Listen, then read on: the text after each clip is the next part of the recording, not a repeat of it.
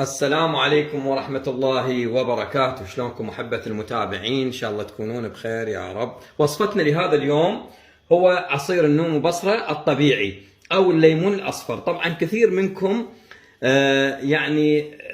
متعود أنه يسوي النوم وبصرة الأسود.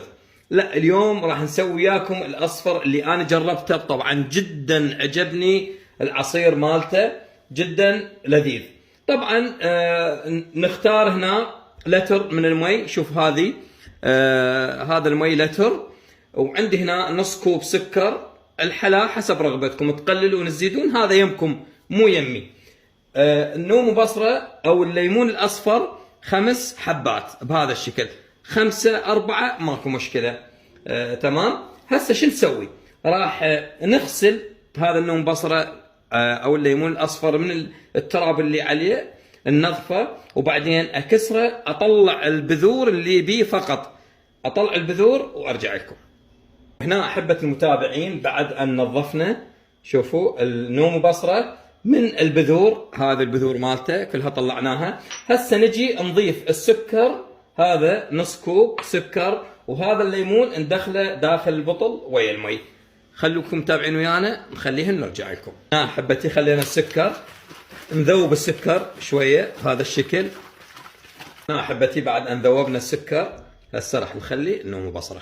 هنا احبة المتابعين بعد ان خلينا النوم وبصره، طبعا زدناه مي للاخير حتى شنو كل هذا النوم وبصره ينقع. هسه نغلقه بهذا الشكل ونروح نخليه بالثلاجه، يعني اقل شيء ليله كامله. واذا يعني مستعجلين عليه فالست ساعات 7 ان شاء الله يصير عندكم عصير النوم وبصرة الطبيعي جاهز. هسه راح نتركه بالثلاجه ونشوف بعدين النتيجه ايش راح يطلع عندنا.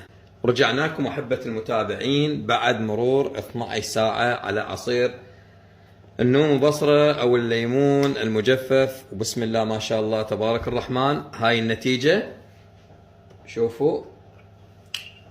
طبعا جربوه باذن الله تعالى يعجبكم. ما عليكم باللون، عليكم بالطعم. جربوه وان شاء الله تدعوا لي. طبعا اللي يحب يسوي كميه اكبر،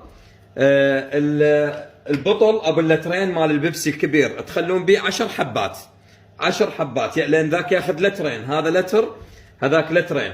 تقدرون تسوون بطل وبطلين وثلاثه حسب الكميه اللي انتم تردونها. وهذه وصفتنا لهذا اليوم البسيطة واللذيذة والمهمة على السفرة العراقية في رمضان. كانت هو عصير النوم وبصرة أو الليمون المجفف. واللي أول مرة يدخل على قناتي ويشوف هذا الفيديو أو أي فيديو ثاني بالقناة لا ينسى يشترك ويفعل الجرس، وأهم شيء لا تنسونا من الدعاء. أنا أخوكم عبد الله العنزي، ومع ألف سلامة.